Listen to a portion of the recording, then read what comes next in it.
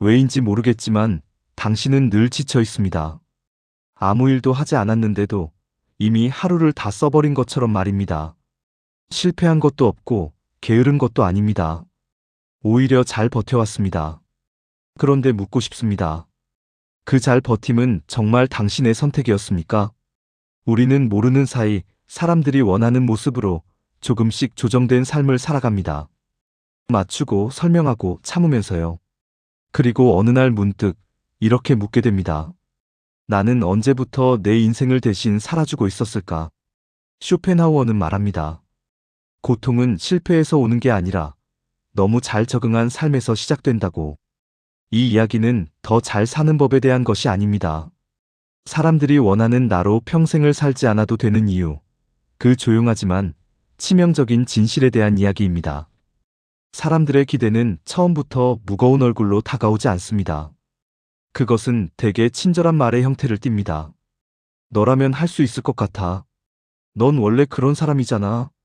이 말들은 격려처럼 들리지만 마음 깊은 곳에서는 하나의 방향을 지정합니다. 그 방향은 질문을 허락하지 않습니다. 이미 정해진 모습 속으로 조용히 나를 밀어넣을 뿐입니다. 저는 그 기대를 거절하지 않았습니다. 정확히 말하자면 거절해야 한다는 생각 자체를 하지 못했습니다. 기대는 늘 선이라는 이름을 달고 있었고 선의를 거부하는 일은 제게 너무 큰 죄처럼 느껴졌기 때문입니다. 그래서 저는 제 마음을 살피는 대신 그 기대에 어긋나지 않는지를 먼저 확인하는 사람이 되었습니다. 쇼펜하우어는 인간의 본질을 의지라고 말합니다. 살고자 하는 의지, 인정받고자 하는 의지, 고통을 피하고 쾌를 향하려는 끝없는 충동 말입니다. 그런데 타인의 기대는 이 의지와 결합할 때 훨씬 더 집요한 형태로 변합니다. 그것은 더 이상 외부의 요구가 아니라 내가 나를 재촉하는 목소리가 되기 때문입니다.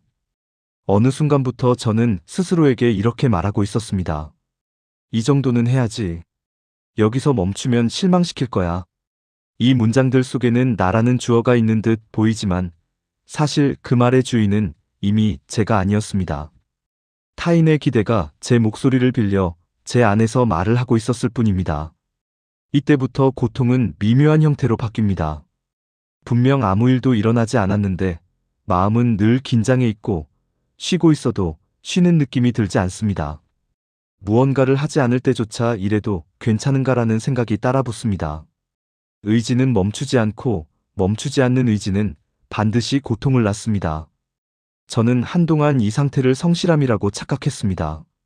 자기관리, 책임감, 성숙함 같은 말들로 제 피로를 포장했습니다.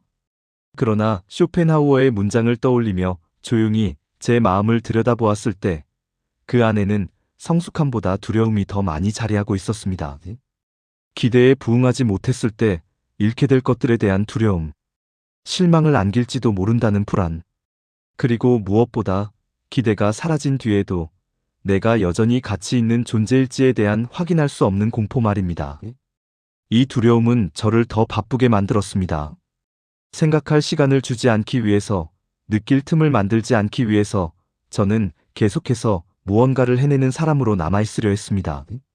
그러나 그럴수록 마음은 점점 얇아졌고 기쁨은 오래 머물지 못한 채 사라졌습니다. 쇼펜하우어는 말합니다. 의지를 만족시키는 삶은 잠시의 안도만 줄 뿐 결코 평안을 주지 않는다고. 타인의 기대에 부응하는 일도 마찬가지입니다. 한번 충족되면 끝날 것 같지만 그 기대는 곧 다음 모습을 요구합니다. 그리고 그 요구는 점점 더 나를 비워냅니다. 저는 하나의 사실을 인정하게 됩니다. 사람들이 원하는 나로 살아온 시간은 제가 선택한 시간이 아니었다는 것. 그리고 그 선택되지 않은 삶을 제가 너무 오래 나의 삶이라고 불러왔다는 사실 말입니다. 인정받고 싶다는 마음은 갑작스럽게 생겨나지 않습니다. 그것은 아주 오래전부터 의식하지 못한 채 마음 한쪽에 자리를 잡고 있던 감각입니다. 누군가의 고개가 끄덕여질 때 느끼는 안도, 조용한 칭찬 한마디에 잠시 가벼워지는 숨결. 이 모든 것은 쾌락이라기보다 고통이 잠시 멈추는 순간에 가깝습니다. 쇼펜하우어는 말합니다. 인간은 행복을 얻기 위해 움직이는 존재가 아니라 불행을 피하기 위해 끊임없이 애쓰는 존재라고. 인정 욕망 역시 그러합니다. 우리는 누군가의 인정을 통해 기쁨을 얻고자 하는 것이 아니라 무가치해질지도 모른다는 불안을 잠시 밀어내고자 그 욕망에 매달리는 것입니다. 저는 인정받는 순간을 떠올려 보았습니다. 그때의 기쁨은 생각보다 짧았습니다. 오히려 그 다음에 찾아오는 감정이 더 선명했습니다. 다음에도 이렇게 해야 한다. 이번보다 더 잘해야 한다. 인정은 쉼표가 아니라 더 긴 문장을 요구하는 신호에 가까웠습니다. 문제는 그 문장이 끝나지 않는다는 데 있습니다. 누군가의 기대를 충족시켰다는 사실은 곧 다음 기준을 만들어냅니다. 그리고 그 기준은 언제나 이전보다 조금 더 높습니다. 이렇게 해서 인정은 목적이 아니라 계속해서 나를 움직이게 하는 연료가 됩니다. 연료는 타지만 그 불길은 결코 나를 따뜻하게 하지 않습니다. 저는 스스로에게 물어보았습니다.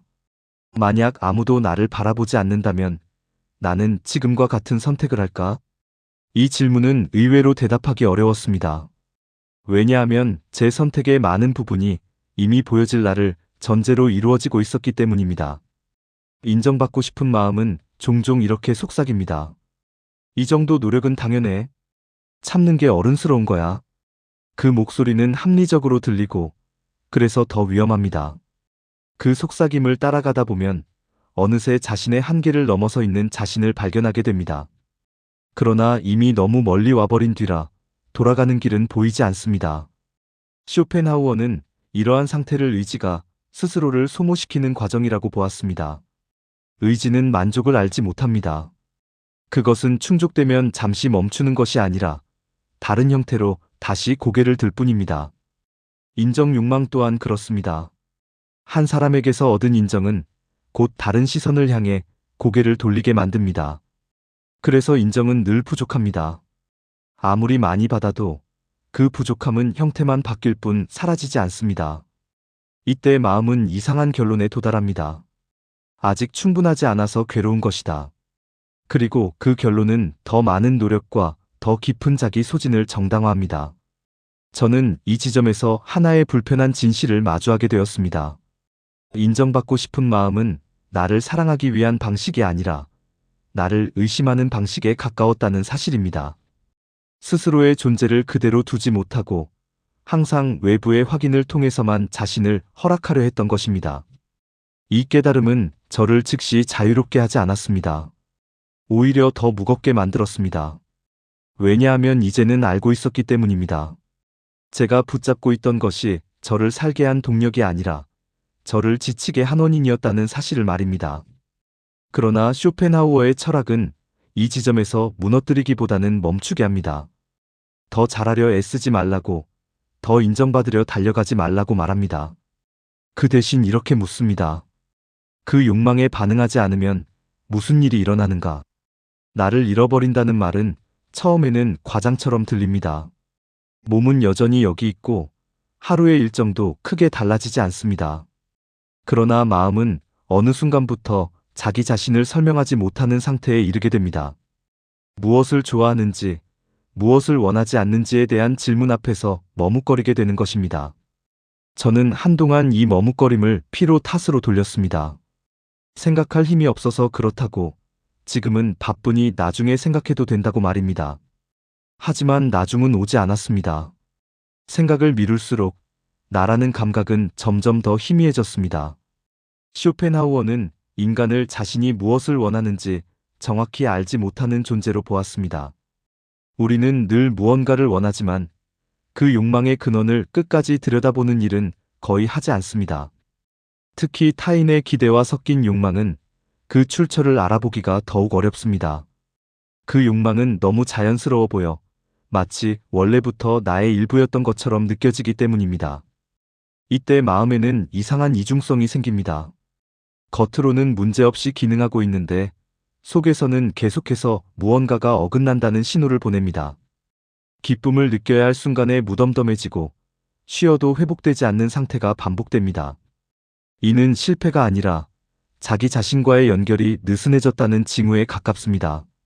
저는 가끔 아무 이유 없이 멍하니 앉아있는 시간이 있었습니다. 그 시간은 휴식도 아니고 사색이라고 부르기에도 애매했습니다. 그저 마음이 어디에도 붙잡히지 못한 채 흘러가고 있는 느낌이었습니다. 그때마다 저는 스스로에게 물었습니다. 지금 이 순간 나는 무엇을 느끼고 있는가? 그러나 그 질문에 선명한 대답은 돌아오지 않았습니다. 대신 이런 생각이 먼저 떠올랐습니다. 이렇게 있는 게 맞는 걸까? 무언가 더 해야 하지 않을까? 이 질문들은 제가 이미 오래전부터 존재함보다 기대에 부응함을 기준으로 자신을 평가해왔다는 증거였습니다. 쇼펜하우어는 자아에 대한 이러한 불안정함을 의지의 과잉 상태로 보았습니다. 의지가 너무 많은 방향으로 뻗어나가면 정작 자기 자신을 향한 통로는 막혀버립니다. 그 결과 우리는 스스로를 느끼지 못한 채 끊임없이 반응하는 존재로만 남게 됩니다. 이 상태에서 가장 두려운 것은 아무것도 하지 않을 때 찾아옵니다. 행동이 멈추는 순간 마음은 공허와 마주하게 됩니다. 그 공허는 외로움과도 다르고 슬픔과도 다릅니다. 그것은 나로서 존재하지 못했다는 사실이 조용히 드러나는 순간입니다. 저는 이 공허를 없애기 위해 다시 무언가를 채우려 했습니다. 일정, 목표해야 할 일들. 그러나 채우면 채울수록 공허는 더 정교한 형태로 돌아왔습니다. 마치 저를 시험하듯 말입니다.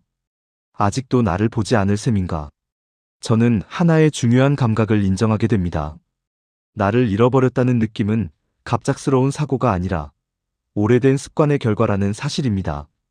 타인의 기대에 반응하는 데 익숙해진 만큼 자기 자신을 느끼는 능력은 조용히 퇴화해 왔던 것입니다. 그러나 쇼펜하우어는 이 퇴화를 절망으로만 보지 않습니다. 의지가 만든 고통을 인식하는 순간 우리는 비로소 의지에서 조금 떨어져 설 수 있다고 말합니다. 나를 잃어버렸다는 감각은 끝이 아니라 멈춤의 신호일지도 모릅니다. 거절하지 못하는 마음은 되게 친절해 보입니다. 상대의 기대를 헤아리고 분위기를 흐리지 않으려 애쓰며 불필요한 긴장을 만들지 않기 위해 스스로를 뒤로 미룹니다. 겉으로 보기에는 부드럽고 원만하지만 그 안에서는 늘 작은 마찰이 일어납니다. 말하지 않은 아니오들이 마음속에 차곡차곡 쌓이기 때문입니다. 저는 거절을 무례함과 혼동해 왔습니다. 거절하는 순간 누군가의 기대를 깨뜨리게 될 것이라는 생각이 늘 먼저 앞섰습니다. 그래서 가능하면 웃으며 받아들이고 조용히 감당하는 쪽을 택했습니다.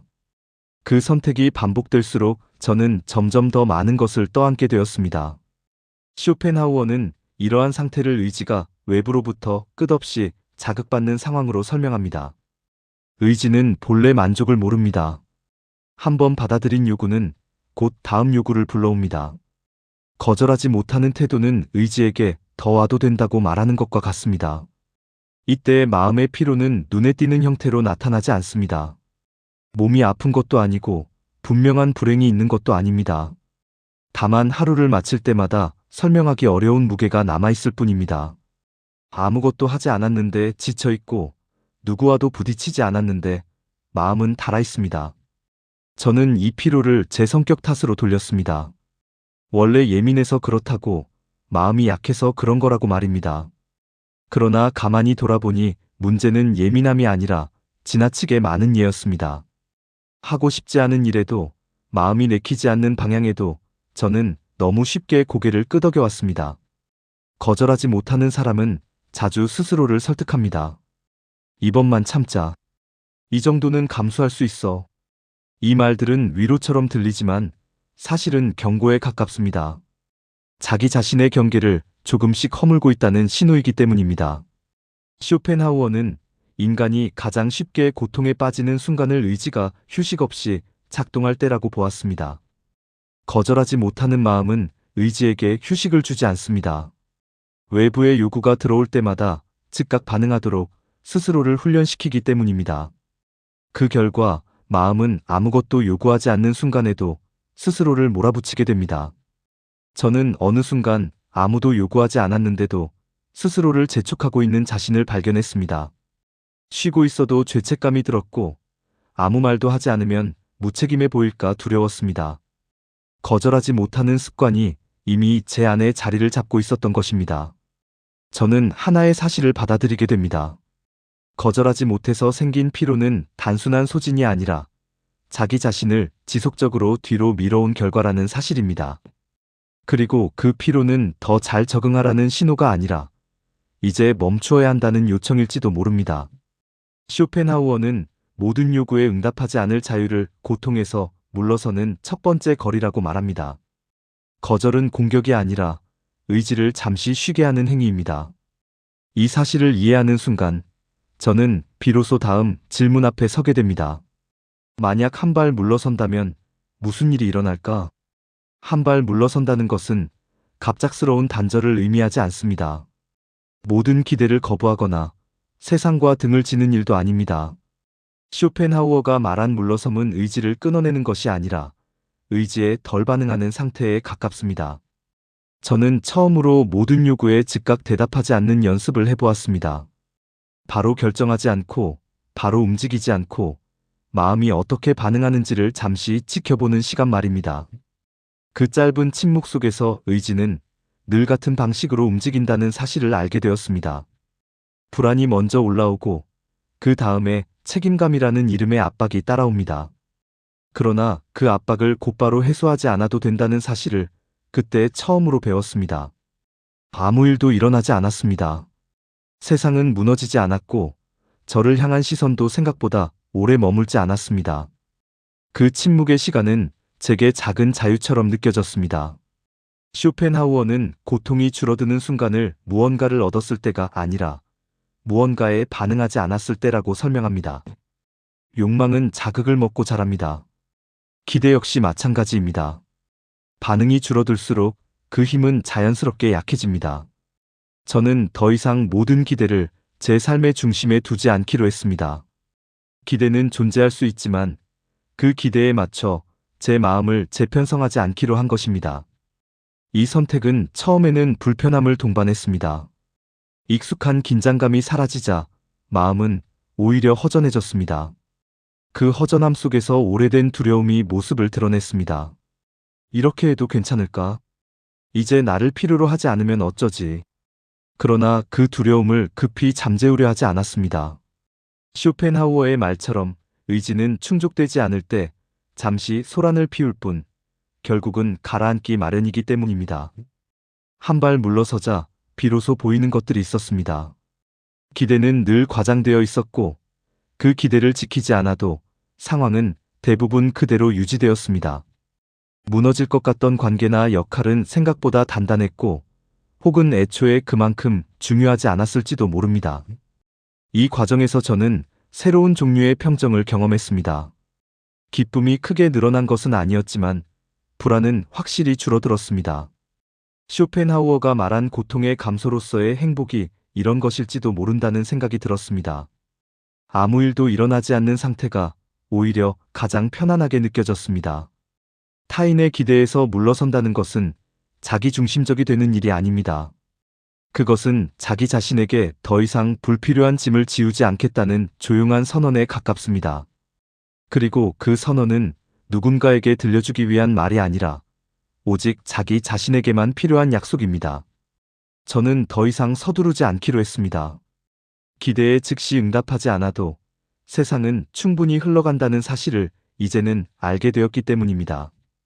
아무도 바라지 않는 나로 선다는 말은 처음에는 공허하게 들립니다. 그 말 속에는 칭찬도 없고 기대도 없으며 그 무엇도 요구하지 않는 침묵만이 남아있기 때문입니다. 그러나 그 침묵은 오래도록 기다려온 상태이기도 합니다. 누군가의 시선이 닿지 않아도 존재해도 되는 자리 말입니다. 저는 처음으로 아무것도 증명하지 않아도 되는 시간을 의식적으로 허락했습니다. 잘하고 있다는 확인도 괜찮다는 동의도 없이 그저 하루를 보내는 경험이었습니다. 처음에는 불안이 따라왔습니다. 이렇게 살아도 되는지에 대한 명확한 답이 없었기 때문입니다. 쇼펜하우어는 삶의 목표를 성취가 아니라 고통의 최소화에 두었습니다. 아무도 바라지 않는 나로 선다는 것은 바로 그 지점에 닿아 있습니다. 더 나아지려 애쓰지 않고 더 많은 인정을 요구하지도 않으며 그저 의지가 잠시 쉬게 두는 상태 말입니다. 그 상태에서 저는 기묘한 안정감을 느꼈습니다. 행복하다고 말할 수는 없었지만 불행하다고도 할 수 없었습니다. 마음은 이전보다 조용했고 생각은 덜 날카로웠습니다. 무언가를 놓쳤다는 감각 대신 무언가를 내려놓았다는 느낌이 서서히 자리를 잡았습니다. 아무도 바라지 않는 나로 산다는 것은 고립을 선택하는 일이 아닙니다. 그것은 타인의 기대를 삶의 기준으로 삼지 않겠다는 태도입니다. 기대는 여전히 존재할 수 있지만 그 기대가 내 존재를 규정하도록 허락하지 않는 상태 말입니다. 이 용기는 세상을 거스르는 힘이 아닙니다. 오히려 세상에 과도하게 반응하지 않는 힘에 가깝습니다. 쇼펜하우어가 말한 의지로부터의 거리두기, 그 조용한 실천이 바로 이 지점에서 시작됩니다.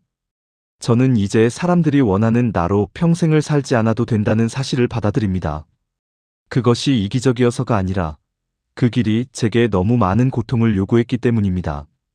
고통을 줄이는 선택은 회피가 아니라 삶을 오래 견디기 위한 지혜일지도 모릅니다. 아무도 바라지 않는 나로 서 있을 때 비로소 마음은 자기 자신에게 돌아옵니다. 그 자리에는 화려함도 큰 의미도 없을 수 있습니다. 그러나 그 고요 속에서 저는 처음으로 숨을 고르는 법을 배웁니다. 사람들이 원하는 나로 살아온 시간은 끊임없는 설득의 연속이었습니다. 왜 이렇게 선택했는지, 왜 아직 이 자리에 있는지, 왜 멈추지 않는지에 대해 항상 설명해야 했습니다. 그러나 그 설득은 결코 끝나지 않았습니다. 쇼펜하우어의 철학은 이 끝없는 설득에서 한 발 물러서게 합니다. 삶을 증명하지 않아도 된다고, 존재는 그 자체로 이미 충분히 무겁다고 말입니다. 의지를 줄이는 삶은 무언가를 포기하는 삶처럼 보이지만 실은 고통을 덜어내는 삶입니다. 이제 저는 사람들이 원하는 나로 평생을 살지 않기로 합니다. 대신 아무도 특별히 바라지 않더라도 존재해도 되는 나로 조용히 남아있으려 합니다. 그 선택이 제 삶을 위대하게 만들지는 않겠지만 적어도 견딜 수 있게는 만들어줄 것입니다. 그리고 쇼펜하우어는 말합니다. 견딜 수 있는 삶이야말로 가장 정직한 형태의 평안이라고. 우리는 모두 조금씩 지쳐 있습니다. 실패해서가 아니라 너무 잘 버텨왔기 때문에 말입니다. 그 버팀이 선택이 아니었다는 사실을 인정하는 순간 우리는 비로소 다른 방식으로 살 수 있는 가능성 앞에 서게 됩니다. 사람들이 원하는 나로 평생을 살지 않아도 됩니다. 그것은 당신의 의무가 아니었습니다. 그저 오래된 습관이었을 뿐입니다. 내용이 마음에 드셨다면 좋아요와 구독 부탁드립니다. 여러분의 구독과 좋아요는 저에게 큰 힘이 된답니다. 오늘도 기분 좋은 하루 되십시오.